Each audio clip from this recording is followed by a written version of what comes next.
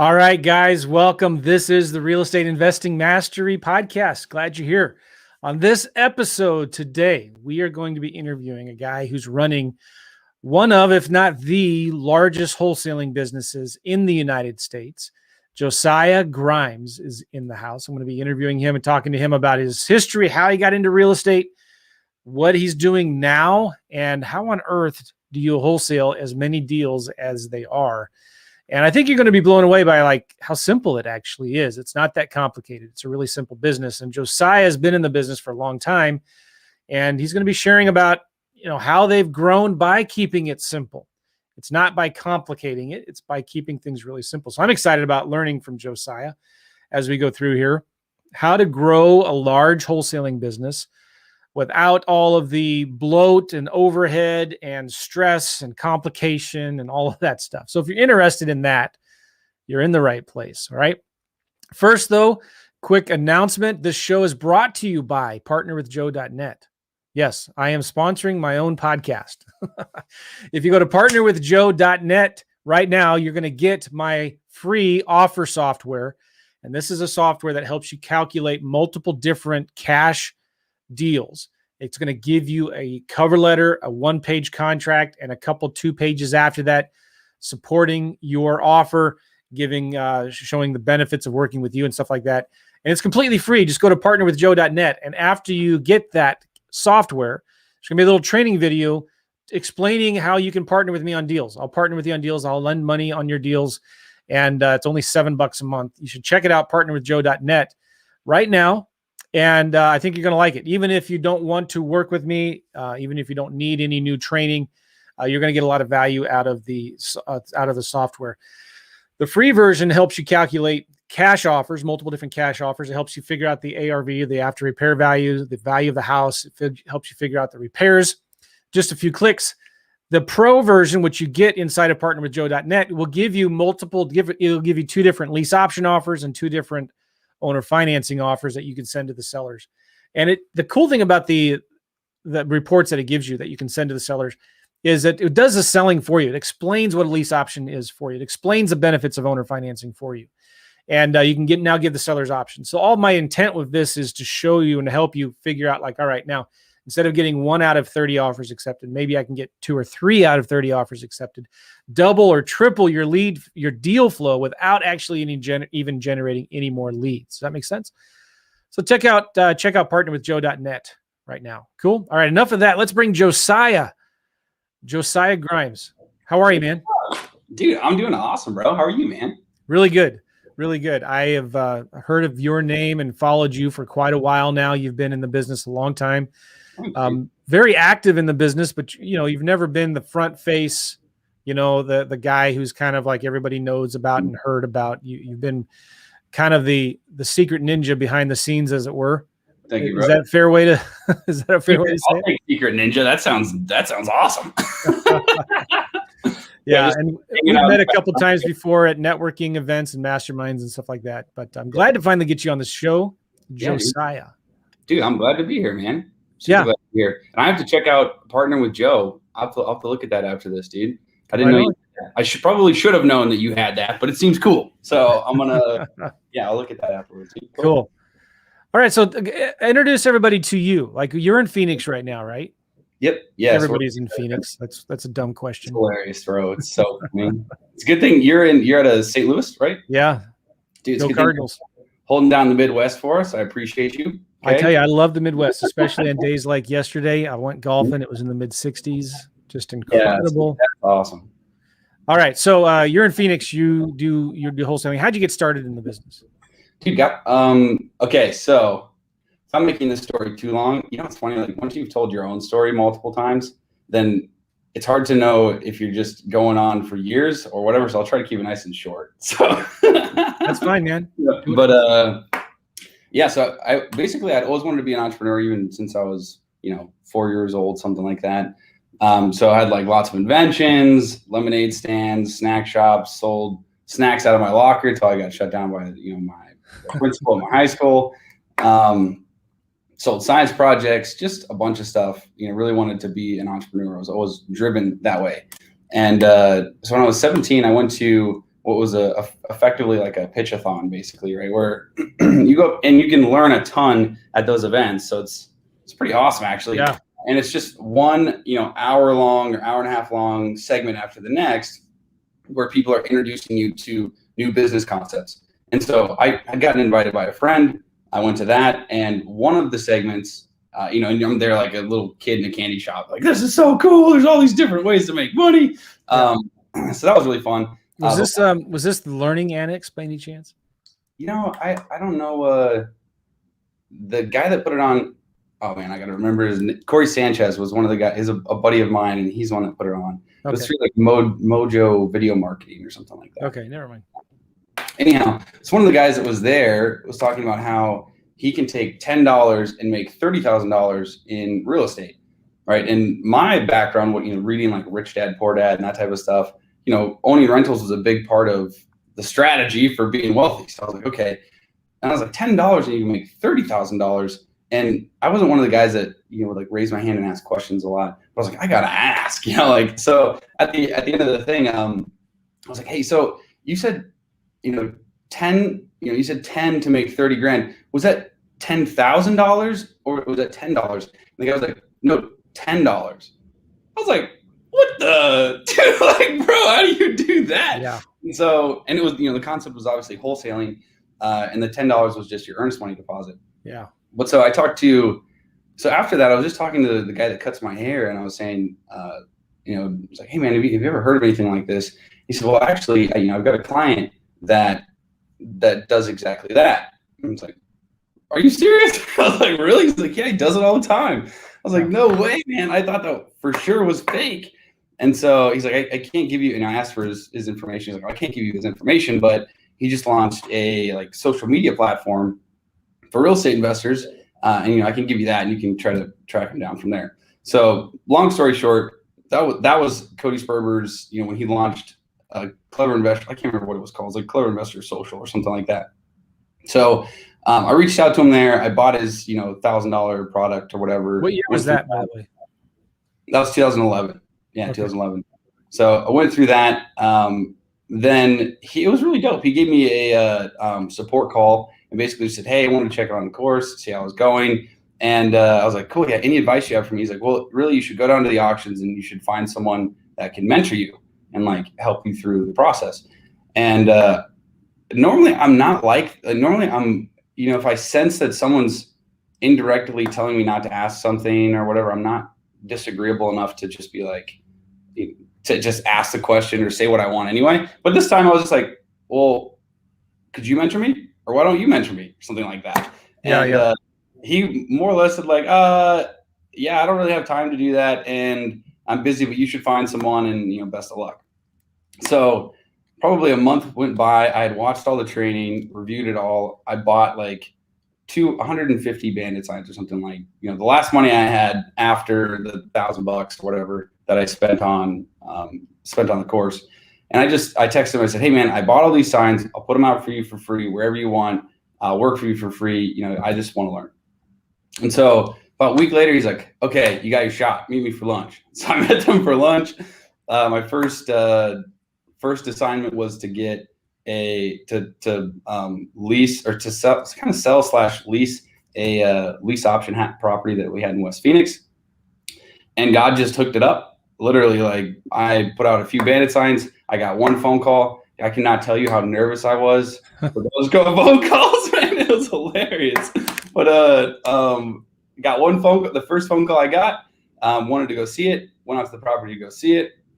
Showed him the property. Cody had given me one line to use. He said, if like they seem like they like it, then you say, okay, do you want to see what this looks like on paper? He's like, that's the line. That's what you use, right, to get them to the seg to the close, kind of. And so I was like, okay, I got that. So after they were walking around the house for like 35 minutes, I was like, so do you guys want to see what this looks like on paper? And they're like, yeah, we'll do that. So that was kind of my yeah. So from there, free internship where I just worked for free for Cody for a while, 6 months, a year, something like that. Then was employed with Cody or whatever, employed at his education company. And then we became partners in the investment business probably 3-something years into it. So yeah, man. So that was my start into real estate. So God hooked me up. The other thing that I think is interesting is, as I was going through different, being an entrepreneur and different stuff, I didn't think real estate was the one that I wanted to pursue, right? Like the ones that I thought were cooler was like making money online. Like I thought that seemed cooler than real estate at first. And God was like, no, I'm going to open the door here for you in real estate. So I was real estate's way easier. Dude, it is, bro. It is way easier than making money selling info products. It is, man. It is. So, but that was the door that opened, and God blessed me with it, and it's been good ever since. So, yeah. Very cool. So that was 10 years ago. Yeah, 10 years ago that I started. Yep. All right. So 10 years ago. And then recently you've been working with Keegley and leading that engine, that machine. What is that all about? What is Keegley? Okay, so first off, I love Keegley, so I'm definitely partial. So basically, so Keegley, I started with Hunter Runyon, Jamil Damji, and Rahima Atari. I can always, we got to remember. So there's kind of 3 or 4 partners in that. Is that right? 4, yeah, technically 4. Okay. And so, technically 4 in Keegley. And so we started working together about 4 and some years ago now. Okay.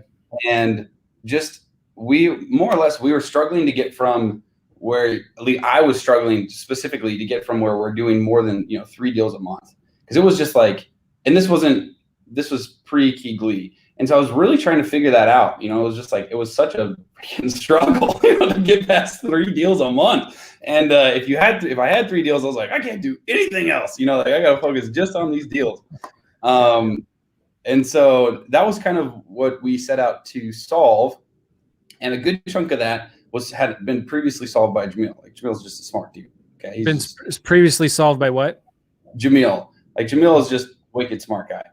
And Hunter, honestly. But we kind of had this perfect marriage where Jamil was awesome on the acquisition side, and then Hunter and I were great on the disposition side. Really, I should say Hunter was fantastic at finding and building the buyer relationships, or finding the buyer relationships. And I might have been like that middle piece that kind of fits between, because I was good at the like relationship side of selling and things like that, right? So I was skilled there, and then Hunter was extremely operationally skilled, but Hunter's focus is more like introverted type work. That's what he enjoys, whereas mine was more extroverted. So Jamil would be the one bringing in the deals, and then Hunter and I would be the ones that were fulfilling on it. And we really realized that where our strong suits were on the disposition side, right? Like selling the properties, building those relationships, finding those buyers, being very diligent at that. And then we found out, like, hey, if we pair with people that are focused on the acquisition side, right, that are negotiating with sellers, we can make this a win-win, because they're oftentimes getting in a deal, and either one of 2 things that we could do for them is we found out we could always sell higher for the most part. Literally, we could always sell higher than what they were getting. So that was cool. And generally we could sell faster and more consistently. So that's like a superpower, especially for, someone that wants to do high volume on the acquisition side. It's to be able to couple them or partner with them in that. And so that was really our model, right? We were able to jump in. The benefit to us was that we didn't have to focus so heavily on the acquisition side. And then the benefit to them is they didn't have to focus so heavily on the disposition side. And so we started making strategic partnerships like that, and to the benefit of both sides, where we both amplified our business because of it. And that was really like our start to like the framework that we used to grow, to really grow Keegley. And so I like what you said before, as far as, in a lot of ways, very simple. It's not a ton of magic. Yeah. It's not, I mean, maybe there's some magic, but there's the magic in the fact that it's a repeatable paint by numbers process. And what you have to do, though, is paint. You have to be consistently going through the process. And then now really the challenges and the things that I'm focusing on are, as we scale and we get larger, right? We've got like 56 franchises operating now as well. And so as we scale and continue to grow, it's now businesses move from like very creative at the beginning. You have to be like, if this is your little graph, right? XY graph, whatever. Businesses are really creative at the beginning, and then they need to become operationally efficient to lock in those gains. So like you come up with something creatively really smart, well, then you need to create a process around it so that you lock in those gains, and then you can continue to build on that foundation creatively. Whereas what a lot of people do is they do one of two things. They either get way too creative, but never operationally efficient. So they come up with something awesome, and then they're like, I need to start on this next thing. So they lose the first thing, and then they start on the next thing, right? So their business always looks kind of like this, and they're never in the same strategy. Whereas some people also, the flip side of that, the other side of the road, you're in the ditch again, but on the other side is when you're too operationally efficient and you take all the creativity out of it. And that's where you get like Blockbuster, Kodak, Sears, that type of stuff. And so finding that awesome balance where you can bring in the operational efficiency, which is always a challenge, but then not use that to kind of set up, lock in your gains essentially, and then you can still be creative to continue to be competitive and continue to grow. And so that's really my focus now, and then heavily obviously on training managers and all the fun stuff that comes with that. But yeah. All right. So those of you that don't know, and I've had, hold on one second here. Mm-hmm. Sorry. I've had Jamil Damji on my podcast before. Super nice guy, very smart. Mm-hmm. He started a company called Keegley, and Keegley, everyone tilts their head when they hear that. Keeglee. Key. Yeah. Happy Keys. Yes. Happy Keys. Keegley. Yep. Yeah. All right. So anyway, I'll just leave it. How did he come up with that name anyway? How did Jamil? Yeah. Dude, first off, Jamil's way cooler than I am, so you should go watch his podcast. Okay, that guy's dope. Love that guy. Biggest sweetheart in the world. Extremely, dude. Jamil's just it's freaking insane. Like if you listen to him on the phone negotiating, it's just wild, bro. He's just so good and so loving. It's like it's all good. It's not manipulative. It's not weird. It's just let's find the best win. I learned so much from that guy. Okay, all of that to say, the way we came up with it, we honestly, I don't know the exact story other than we tried a bunch of names. Originally, we were going to name it Home Max, and then we found out that was like trademarked, and so that wasn't going to work. And we were like, we don't know if we really like Home Max that much anyway. So then we tried just come up with random names. Like I could probably find these texts, and it's like some of the whack, like some pretty whack names, honestly. We're like, no, that's not going to work. And then we're like, well, what's kind of the goal here? What are we trying to do? We're like, well, we want to, our mission is there's lots of kind of bad players in the real estate space, especially in the wholesale space, right? The types of guys that will fist fight you at the auction or will, say, hey, I got a great deal for you. You write me the earnest check directly, and then you write them the earnest check directly, but title can't clear, so you can't close the deal, and then they just keep your earnest check. And you're like, freaking hey, this guy. And then they go do it again and again and again, right? So there was some bad peeps in the space, right? And so our thought was like, okay, what we want to do is we want to create a good alternative, like where we're extremely consistent, we're a God-fearing company, where it's just like based in Christian morals, and we want this to be good, like really, really good. And so then we were kind of, okay, well, what kind of falls into that? That's also, a little bit cutesy, fun, modern type stuff. And I'm sure it was Jamil that came up with it. But he was like, Keegley, and we told ourselves like we were gonna end the search like that night. And when he was like Keegley, we were all like, I like that. Let's do that. So that's cool. That was the origin. It's memorable. And here we are spending 5 minutes talking about it. I know. Sorry, guys. Sorry. It's probably not going to help your real estate investment businesses. No, that's cool. All right. So Keegley, the main thing you guys do is you provide the buyers for deals. Mm-hmm. So wholesalers are out there doing all the hard work. Not hard work, but they're doing the front end legwork of finding the deals, right? Mm-hmm. They bring them to you guys, and you have the systems and processes in place to bring the buyers to the deals. And I think, are you guys, to be an owner of a franchise of Keegley, do you need to have your broker's license? Or does that become an issue at all in what you're doing here? You don't. I mean, there's a couple states, like if you're in Illinois, it's probably best to get one. So there's a couple places where it's, advised to get to spend the 2 weeks and take the 2 tests or whatever, right? Spend the $400 on the school and $600 to get your association and stuff. So, I mean, there's a couple places where we would advise that. If you're the owner, though, being licensed really isn't that important. It's once you start to hire, once you actually start, and then obviously I'm not an attorney, can't give legal advice, but educationally speaking, when it matters is when you have people negotiating on your behalf, right? Because then that's basically implied agency. So if they're going to take the contract out for you, but the contract's in your name, and they're going to negotiate with the seller and sign, then that person needs to be licensed because they're technically kind of representing you. And so that's that's the happy medium. The owner doesn't need to be licensed, but as they hire on and build their team, that team does need to be licensed. Yeah. All right. So basically what, people bring you the deals, you have the best buyers, and how to explain how the paperwork works for a beginner who's never heard of this or is a new to the business. How does the paperwork work between the A to B, the wholesaler who's got a contract with the seller, and they bring it to you? Okay. Yeah, it's easy. So they've got, the A to B contract here. Sorry, here, I guess. Yeah, I always get mixed up on videos, whatever. Yeah, no, it's weird. I'm like, wait a second. Yeah, so they've got their, their A to B contract.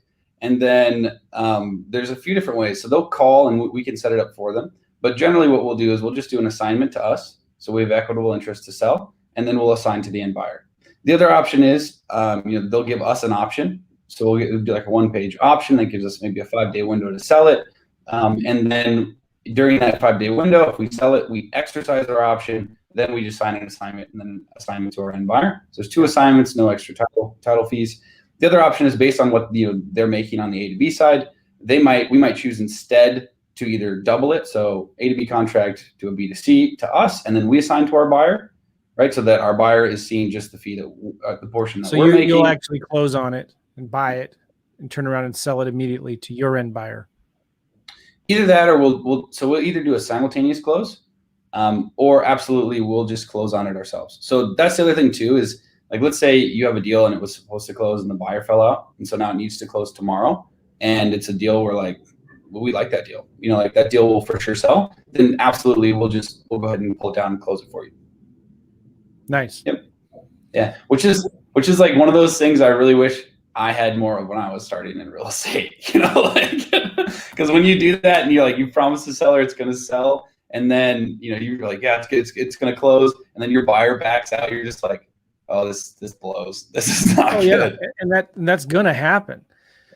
Mm-hmm. That's going to happen. So I remember so clearly too when we started doing that back in 2012, mm-hmm. where we were doing a bunch of seller marketing, and I was talking to Kent Clothier, who has a book called Reverse Wholesaling. And I'd recommend you guys go check that book out on Amazon. It's called Reverse Wholesaling. And he said, bro, how many buyers do you have? I said, well, I don't know. You got 500 buyers. He goes, no. Like, how did he phrase it? Well, yeah, he said, it's much easier to shop for what buyers want than to sell them what you have. Right. So if you have a bunch of buyers and they're looking for 3 bedrooms in these certain zip codes, go shop for that, go get it, and then sell it to them. So I started thinking about that. And yeah, okay, that makes sense. So what we did is we started finding our buyers and asking them more specifically, what do you want? And then we started doing some direct mail to buyers that were already buying out-of-state properties in other states. So for example, we went to Marion County, Indiana, and we pulled a list of all the buyers who were buying in Marion County from outside of Indiana. And we sent them letters saying, hey, we're the premier real estate investing company in St. Louis. If you're looking for deals, call us. We wouldn't get a ton of calls, but the few that we did were really good buyers. And we would always, that phone number on that letter, I remember so clearly, went to my acquisition manager's cell phone number. We wanted somebody to answer those calls.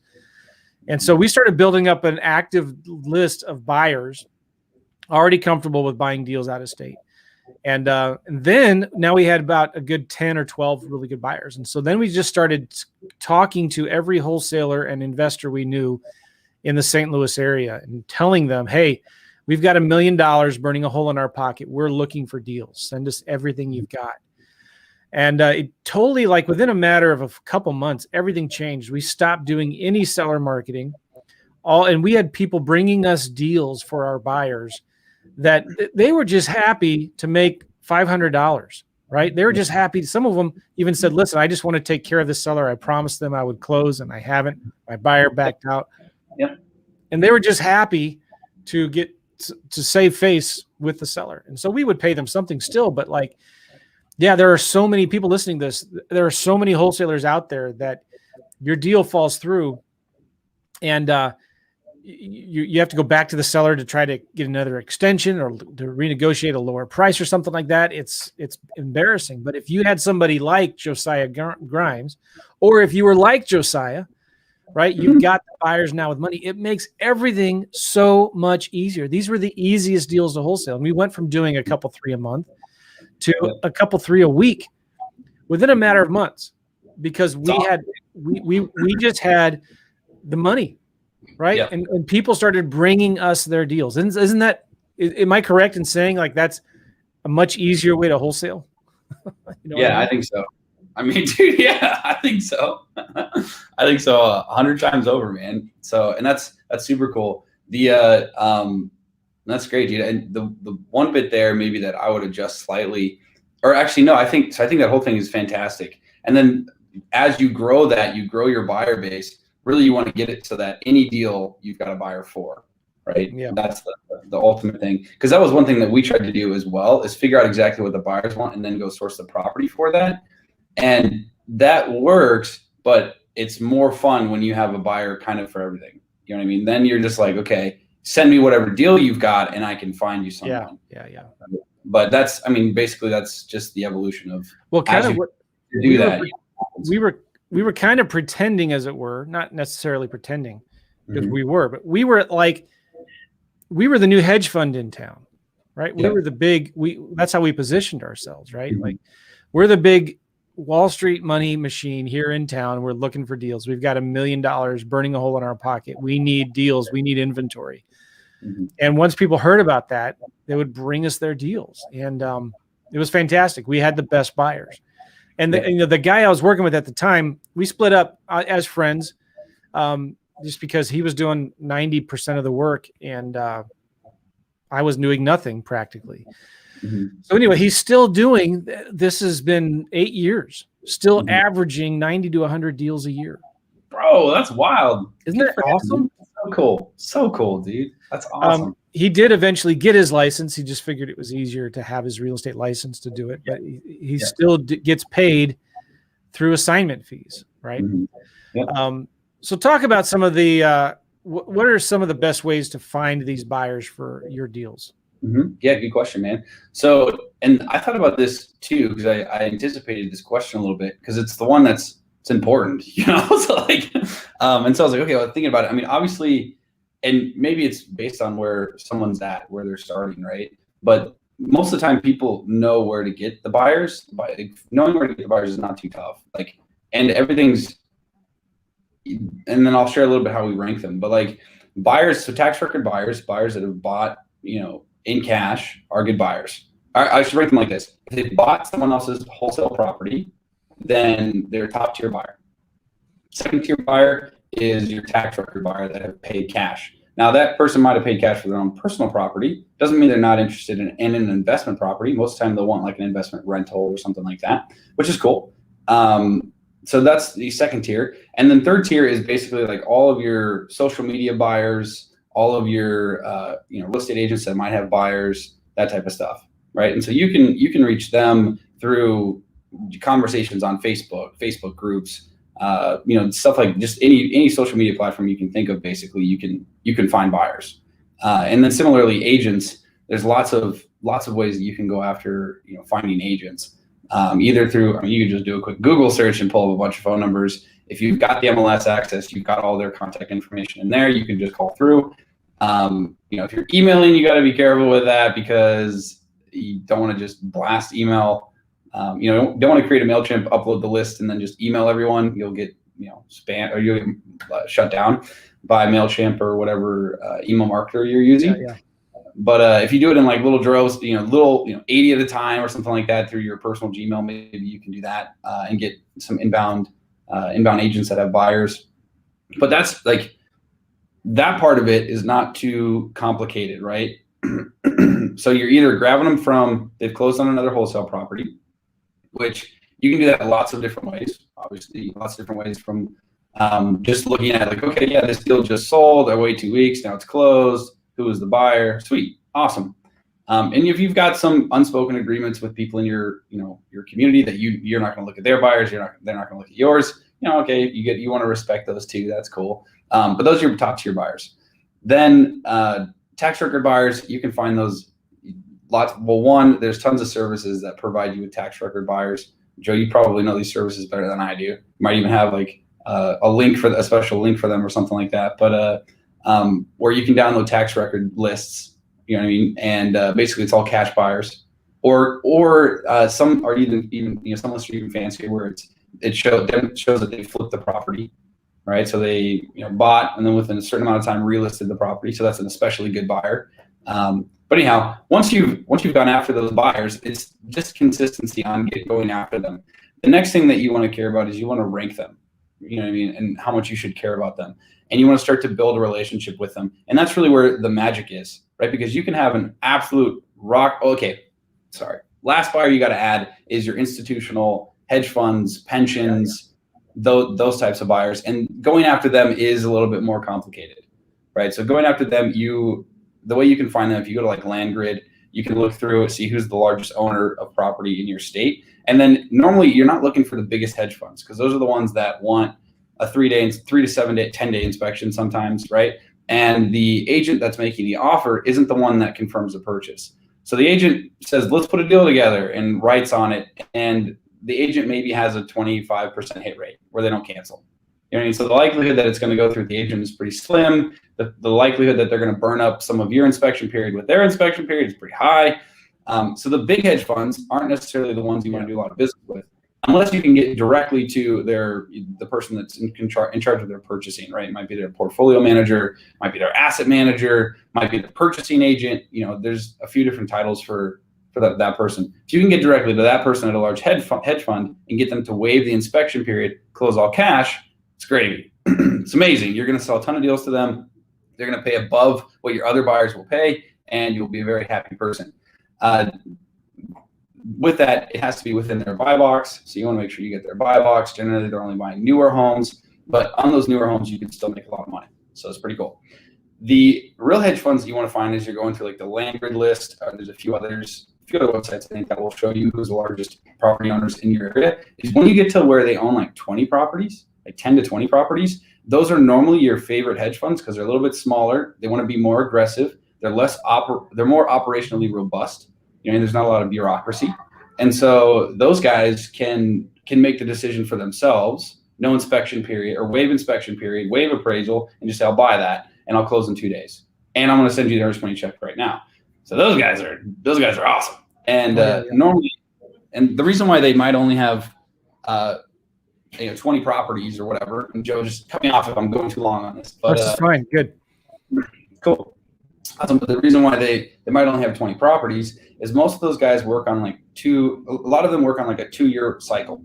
So they'll buy, maybe they've got 20 to 40 properties, but likely they've got multiple entities. They're not probably all in one entities to mitigate risk. So if you see an entity with 20 properties, there's a likelihood that the same purchaser there might have 3 or 4 of those, right? And they switch out entities after they fill to 20. And generally what they're doing is they're buying and then they're waiting 2 years and then selling. And so they get appreciation, they get the rental income. If they wanted to, I guess they could take depreciation or whatever. They avoid capital gains, all that fun stuff. And so they're working on these deals, have constant flow. And sometimes you can work on both ends of that cycle too. Like they'll start to bring you deals that they want to get rid of. Like the tenant ended up being terrible and destroyed all their stuff. It's one or two out of the 20 homes that they're like, hey, we're not going to sell this retail. Just get us out for what we pay, a little bit above what we're into it for. But now you're a year and a half later, so it's a good deal if you've been in an appreciating market. So just those guys are fantastic buyers that you want to find as well. So anyhow, those are like your 4 main categories of 4 or 5 main categories of buyers if you separate like social media ads and agent ads. Good. Yeah. Good. Yeah, that's good. So hopefully our video and audio is okay for y'all. Either me or Josiah is a little choppy. I apologize. The audio is fine from what I'm hearing. It's all good. I got a few more questions for you, Josiah. Yep. Why don't you guys, because you probably get top dollar when you can stick a property on the MLS right now in this market. Pretty much in any market, you can get top dollar by putting it on the MLS, right? So why aren't you, have you thought about this? Why don't you just take these properties down, maybe clean it up a little bit, take the trash out and relist it on the MLS? That's a really good, I mean, it's definitely something to consider, right? And I think that there's an appropriate amount that maybe that's adequate, where you say like, okay, yeah, we should do that for this particular property. But the thing is when you're doing extremely high volume, that's a lot of leverage or a lot of cash. You know what I mean? So in our case, we close everything in cash. And the other part of that is we want to make sure our buyers are doing well. Like most of our buyers now are repeat buyers. A lot of our buyers are repeat buyers in our established markets. And that's because we make sure they make money on their flips. You know what I mean? So like, that's important. And so because of that, there's just so much, it's so much operationally easier. So you save all the operational complexity if you just do a wholesale. And at scale, that's really worth it. Really, really worth it. And if you consider risk, you consider operational complexity, and you factor all that in and timeframes. You know, like if you're doing a rehab, you're looking at, and even in a hot market, you might look at 3 to 4 months before you're getting your cash out on a good deal. Standard, even in a hot market on a renovation, might be 6 months, right? If it's pretty extensive. And so if you're going to do 50 deals a month, and it's going to, you know, just as you start, that stockpiles. And so you go like pretty soon, you're like, holy crap, I've got tens of millions of dollars out in properties, and you're not receiving the cash flows until you're 6 months out. So there's that. And then you want to, of course, support your buyer base, right? So it's just the factoring all of that in and looking at it and saying like, okay, cool. Yeah, we're going to make, you know, maybe we're going to make 35% less, or maybe we're going to make 50% less here on this deal, but we're going to be able to move it and replace it with another one. So in the time that it would take for me to complete this one deal, I'm going to complete 4 or 5. And so just operationally, the wholesale model works fantastically well. And that's why it's so cool, because it works. It really is the most operationally efficient thing for us, but then it allows us to bless our buyers with deals that they're still going to make money on. And that's pretty awesome. So, yeah. Well, it's a whole quick nickel versus a slow dime, right? Yeah. And a lot of times it's better to make the quick nickel, because if the market does shift, you don't want to be caught with your pants down to your ankles, right? Like that would not be good. You know, all of a sudden you have $10 million out on the street with these properties and you can't sell them. And okay, so let's talk about. I got a good question for you from Carl Glenn here in just a minute. I want to ask you. Let's say though, somebody just invests, they become a Keegley franchise owner, right? Yeah. Keegley franchise owner. Nice. And how do you train them to go spread the word out to all of the other wholesalers and investors and realtors that you're looking for deals? It's finding the buyers is easy, and that's something that you just gave some great tips and advice for. But like, all right, now they need inventory. How do you teach them to spread the word to find the wholesalers? Yeah.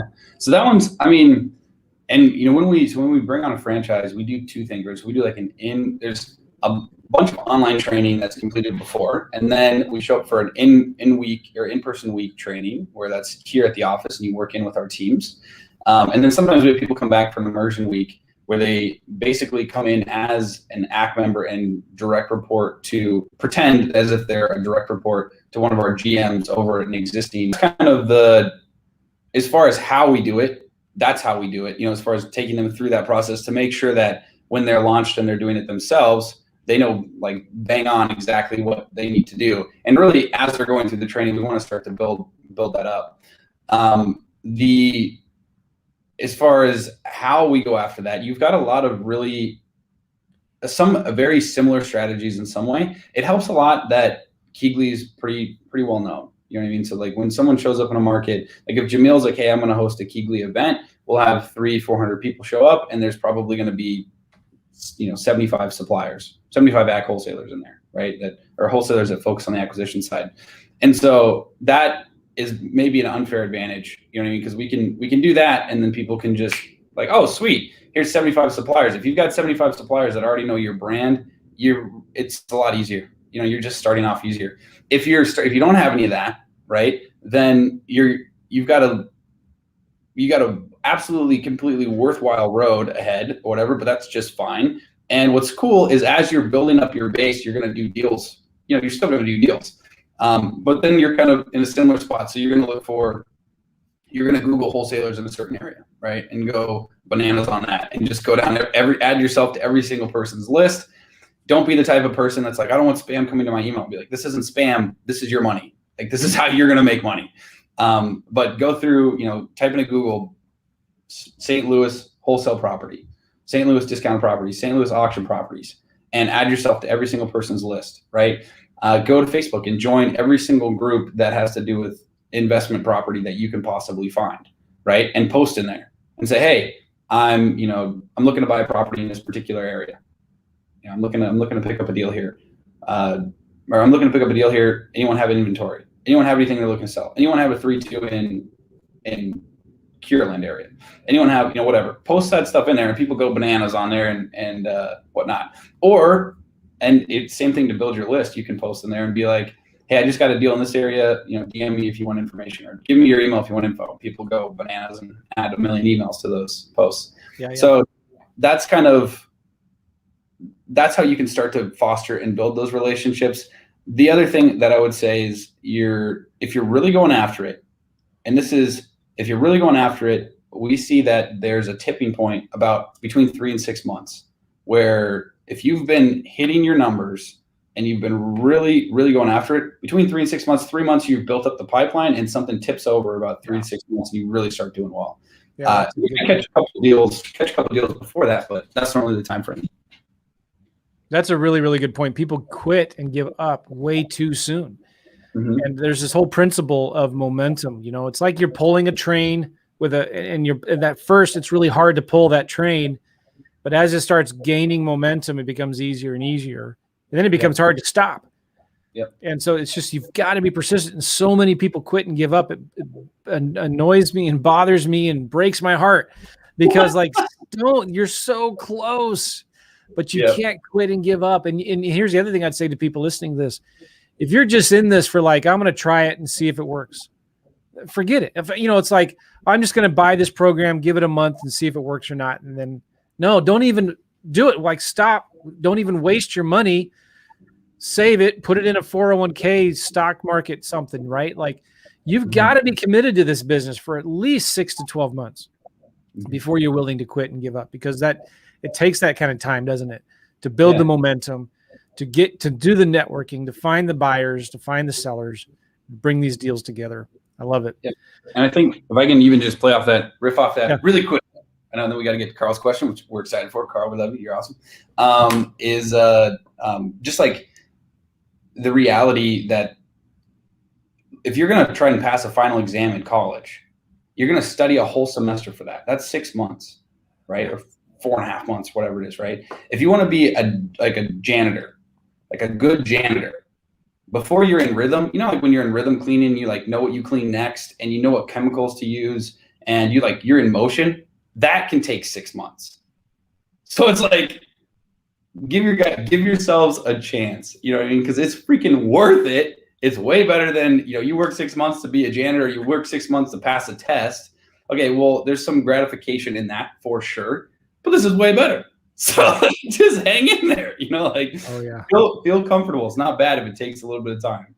Man, I used to work for my dad, who has a cleaning business. It's one of the largest cleaning businesses in the Midwest.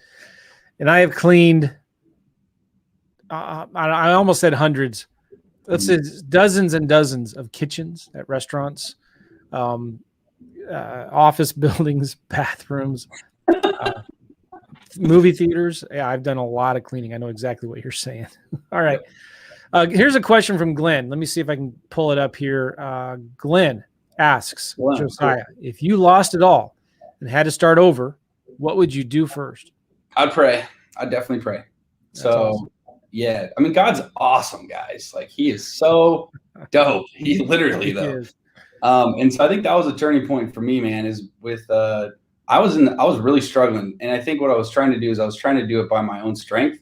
You know, you feel called, like you're supposed to be like, it was so weird. Like, I was driving kind of a beat up car and I just felt like this doesn't fit me. You know what I mean? Like, I'm supposed to be something else. And I had set these really high expectations for myself. Like, when I was 11, in my mind was like, I need to be a billionaire by the time I'm 21.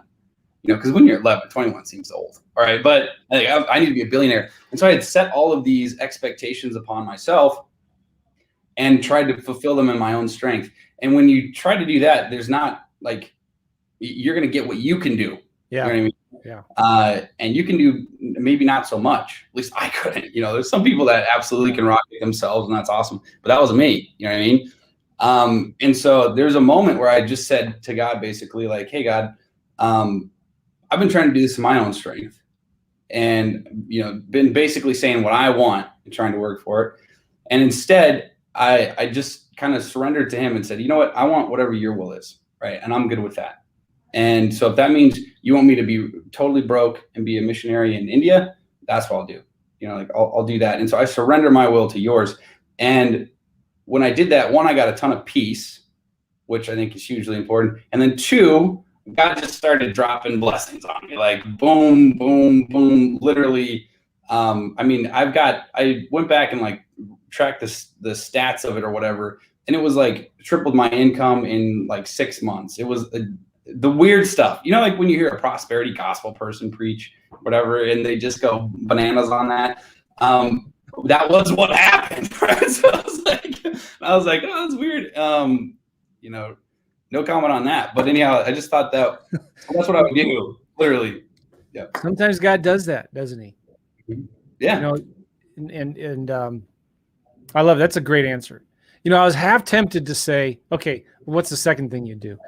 But you know what? That's it. The second thing will take care of itself. I feel like if you really do care about that, he'll tell you what to do next. Yeah. And I tell people all the time, don't worry about steps 7 and 8 yet. Just do steps 1 and 2.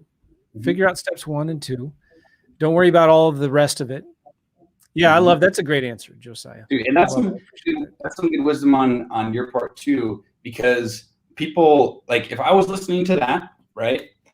And you know, and I was Glenn, love you to death, you're awesome. If I was Glenn, I'd be like, okay, so I would do exactly what you just said you might have done. So like, well, what's step 2? Because I wondered what I was actually going to use. You know, like, I want the next thing that I was actually going to use. Right. Yeah. And so I like that you stopped it at 1, because literally that would be my challenge, is make that your 1. Like, go do that and see what happens. So that, yeah, love it. Super cool. I love it. And I'm not even going to, I think that's really, really good. Cool. All right. Let me ask you my next question. And I know some of you are like, well, okay, but then what? No, I don't want to ask that question right now. You just go do step 1.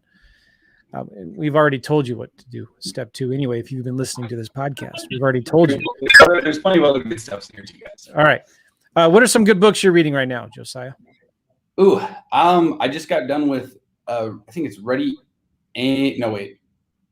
Fire, Aim? Yeah, by Michael Masterson or something. Yeah, I have that book. Oh, it's not in my office. It's in my bedroom.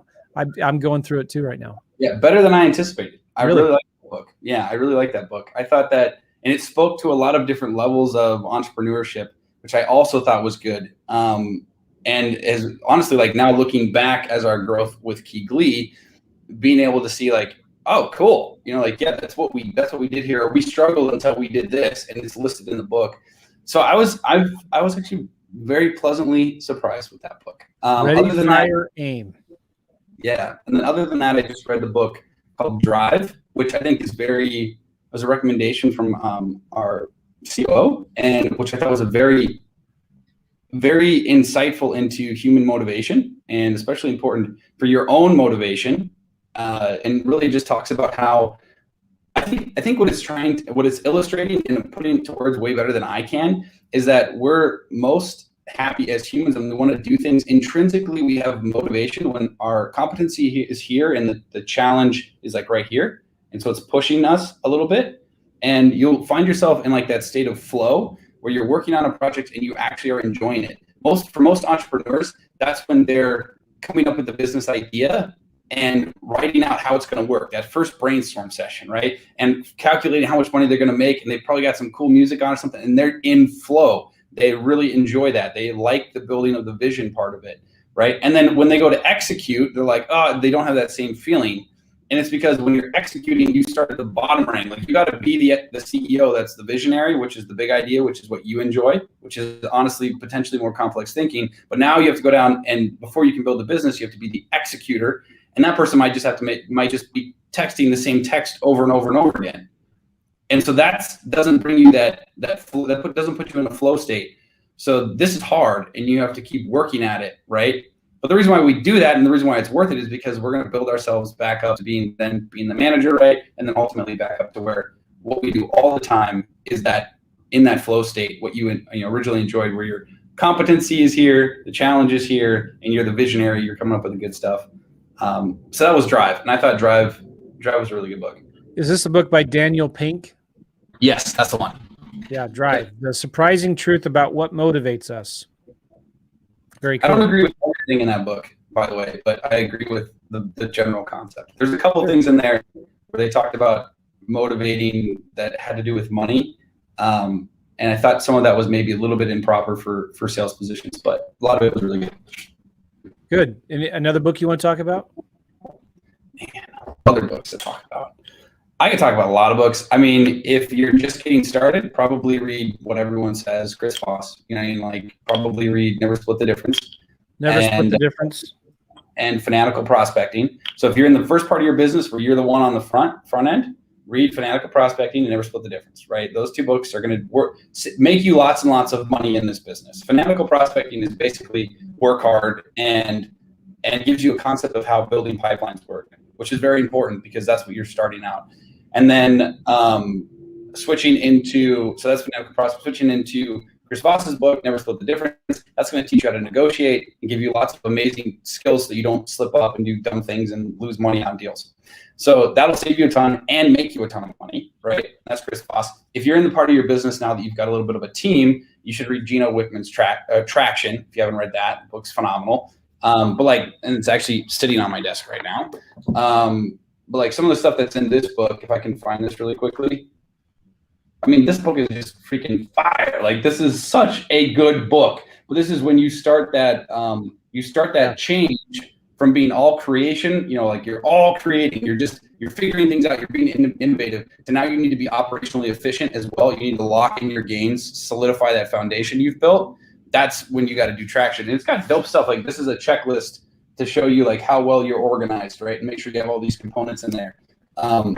So Traction is fire. It's really good. Other than that, read Proverbs, right? People intrinsically think that that you've got an archetypal moral compass that's just built into you, and then therefore you know how to do business and interact. You don't, right? Unfortunately, we don't, unfortunately. And you need to know how to respond to certain things because you're going to get into some challenging circumstance or things that could be challenging that don't have to be.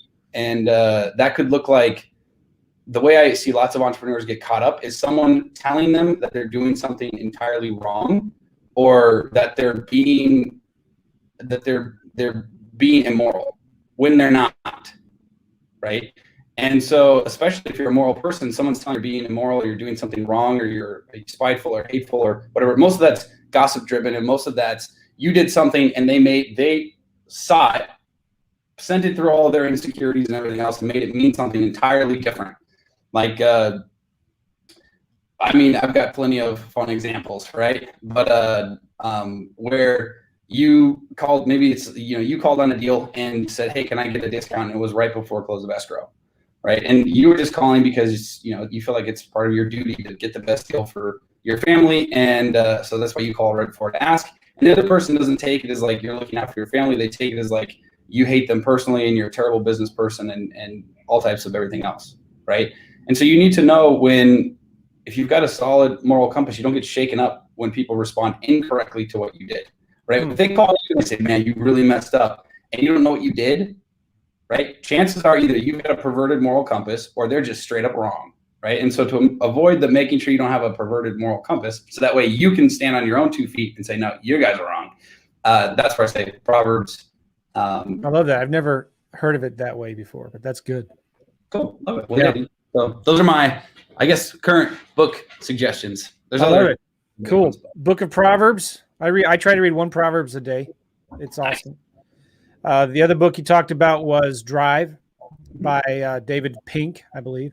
Daniel talked about Never Split the Difference by Chris Voss. Great book. Fanatical Prospecting by Jeb Blount from salesgravy.com. That looks like a really good book. I've not heard of that. I'm going to get it. Jamil turned me onto that book, by the way. Really Who did? Jamil. Yeah, really? Yep. Awesome. And then you mentioned Traction, which is a heavy, deep book. I read that book and I halfway through, and I got overwhelmed, like all this stuff I got to do. But some people love it. Yeah. And so depends on where you're at in your business. You need that operational efficiency once you get to scale. Before you're at scale, it's actually destructive. So that's you a great point. Yeah. So you got to decide. The other book we mentioned before too was Ready, Fire, Aim by Masterson. Great book. Cool. So Josiah, how can people get a hold of you? And how can, if people want more information about Keegley, where can they go? Ooh, good question, man. So I guess probably easiest, Keegley.com is a great place to start, right? You're more than welcome to email me. I will likely not respond because I love you to death, but just because literally I don't get to my emails very often. But what normally will happen is my assistant will take the email, and if she can respond to it, she will. Otherwise, she'll try and put it on my calendar, and I will respond to as many people as possible, not purposely trying not to respond.